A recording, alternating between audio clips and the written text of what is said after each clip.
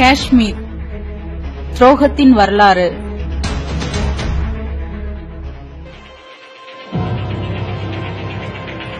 ஆங்கிலேயரின் நேரடி ஆதிக்கத்தின் கீழ் இருந்த இந்தியாவின் பகுதி British India. 1947 August 15 Mountbatten திட்டத்தின்படி இந்தியா பாகிஸ்தான் என இரு நாடுகளாக துண்டாடப்பட்டது.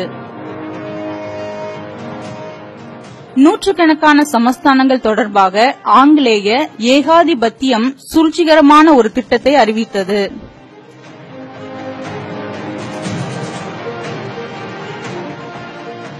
இந்தியாவுடன் சேர்வதா, பாகிஸ்தானுடன் சேர்வதா அல்லது தனி நாடாக இருந்து கொள்வதா என்பதை அந்தந்த சமஸ்தான மன்னர்களை தீர்மானித்துக் கொள்வார்கள் என்பதுதான் அந்த திட்டம்.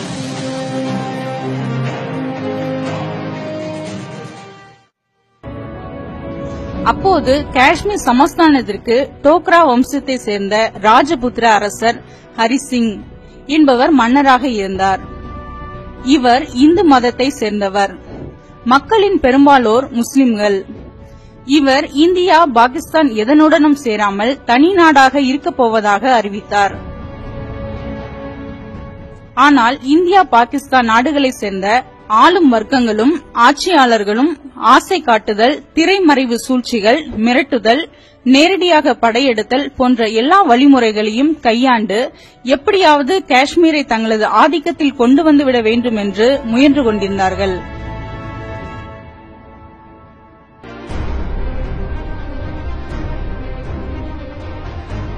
1947க்கு முன்பிருந்தே காஷ்மீர் தனி நாடாகவே இருக்க வேண்டும் என்று கோரிக்கை வைத்து 1932 அமைக்கப்பட்ட அனைத்து ஜம்மு காஷ்மீர் தேசிய மாநாடு என்ற கட்சி போராடி வந்தது.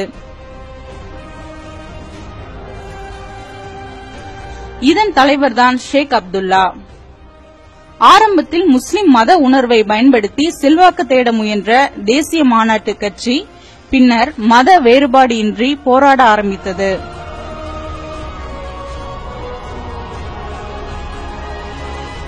ஆயிரத்தி 1944 புதிய காஷ்மீர் என்ற பெயரில் ஒரு கொள்கை அறிக்கை வெளியிட்டது.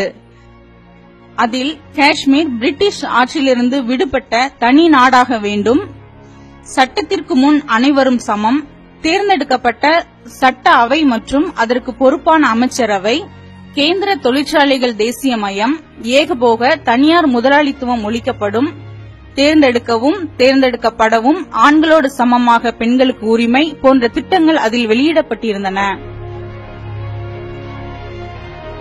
ஆரம்பத்தில் இருந்தே ஷேக் அப்துல்லாவை தனது செல்வாக்கிற்குள் கொண்டுவர முயன்றார் முகமது அலி ஜின்னா. காஷ்மீரை பாகிஸ்தானுடன் இணைத்துக் கொள்ள ஷேக் அப்துல்லாவை பயன்படுத்த ஜின்னா எண்ணினார். ஊசலாட்டத்தை காண்பித்தாலும் ஷேக் அப்துல்லா ஜின்னாவின் வலையில் விழவில்லை. எல்லா மதத்தினரும் சமமாகவும் இணக்கமாகவும் வாழ்கின்ற சுதந்திர தனி நாடாகவே காஷ்மீர் இருக்க விரும்புகிறது. இந்தியாவுடனோ பாகிஸ்தானுடனோ அது சேர விரும்பவில்லை என அறிவித்து ஷேக் அப்துல்லா மக்களை திரட்டினார். காஷ்மீர் மக்களும் இதையே விரும்பினர். 1947 ஆகஸ்டில் காஷ்மீர் தனி நாடாகவே இருக்கும் என மன்னர் ஹரிசிங் அறிவித்திருந்தார். 1947 அக்டோபர் 22 பாகிஸ்தான் படைகள் காஷ்மீருக்குள் நுழைந்து ஆக்கிரமித்தன.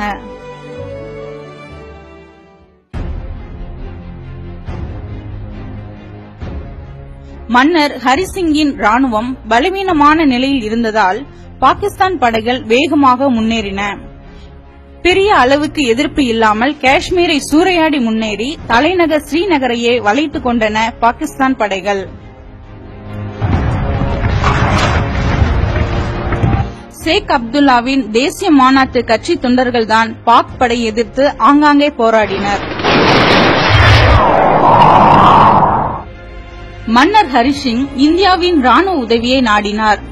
இதன் பொருட்டு காஷ்மீரை இந்தியாவுடன் இடைக்காலமாக இணைத்தார்.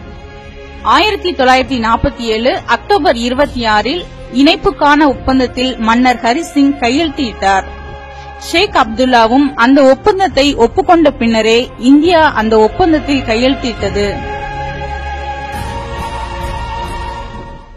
உடனே பாகிஸ்தான் படையின் முன்னேற்றத்தை தடுத்து நிறுத்தி பின்னோக்கி விரட்ட இந்திய படைகள் அனுப்பப்பட்டன. ஸ்ரீநகரின் முற்றுகையை உடைத்து இந்திய படைகள் முன்னேறின.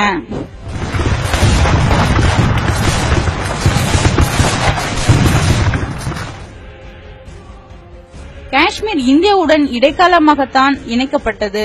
அதாவது காஷ்மீரின் பாதுகாப்பு, வெளிநாட்டு விவகாரங்கள், தகவல் தொடர்பு ஆகிய 3 விஷயங்களை மட்டும் இந்தியா கவனித்துக் கொள்ளும் அதிகாரம் வழங்கப்பட்டது. மற்றபடி இந்த இணைப்பு ஒப்பந்தம் வேறு எதையும் குறிக்கவில்லை. தற்காலிகமாக காஷ்மீர் இந்தியாவின் பகுதியாகிவிட்டது என்ற பாத்தியதையை அந்த ஒப்பந்தம் இந்தியாவிற்கு அளிக்கவில்லை. மவுண்ட் பேட்டனின் ஆலோசனையின் பேரில் ஒரு நிபந்தனையும் அந்த ஒப்பந்தத்தில் சேர்க்கப்பட்டது. அதாவது படையெடுப்பாளர்கள் துரத்தப்பட்டு அமைதி சூழ்நிலையில் நிலைநாட்டப்பட்ட பின் காஷ்மீர் மக்களின் விருப்பத்தின் அடிப்படையில் காஷ்மீரின் இணைப்பு பற்றி இறுதி முடிவெடுக்கப்படும் என்பதே அது. இரும்பு மனிதர் சர்தார் வல்லபாய் பட்டேல், பின்னாளில் ஜனசங்க தலைவராக மாறிய ஷியாமா பிரசாத் முகர்ஜி ஆகிய அமைச்சர்கள் உள்ளிட்ட மத்திய அமைச்சரவையில் ஏகமனதான ஒப்புதலோடுதான் அந்த ஒப்பந்தத்தை இந்தியா ஏற்றுக்கொண்டது.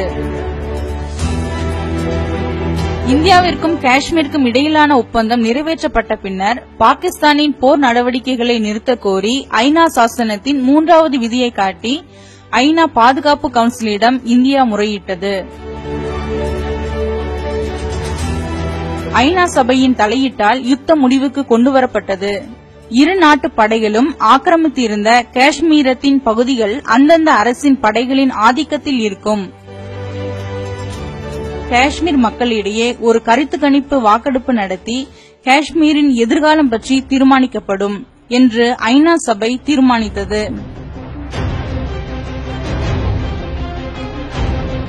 இதை இந்தியாவும் பாகிஸ்தானும் ஏற்றுக்கொண்டன. இவ்வாறு தான் காஷ்மீரை இந்தியாவும் பாகிஸ்தானும் பங்கு போட்டுக் கொண்டன.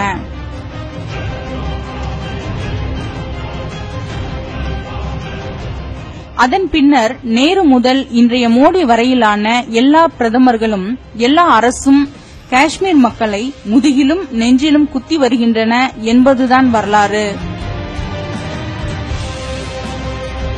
1947இல் பாகிஸ்தானின் படைகளிடமிருந்து விடுதலை பெறுவதற்கு காஷ்மீர் மக்களுக்கு உதவுவது என்ற பெயரில் உள்ளே சென்றது இந்திய ராணுவம். ஆனால் இன்று வரை திரும்பவில்லை. இந்தியாவிடமிருந்து விடுதலை கேட்கும் காஷ்மீர் மக்களை ஒடுக்குவதற்கு இந்திய ராணுவத்தின் பெரும்பகுதி காஷ்மீரில் நிரந்தரமாகவே நிலை கொண்டிருக்கிறது.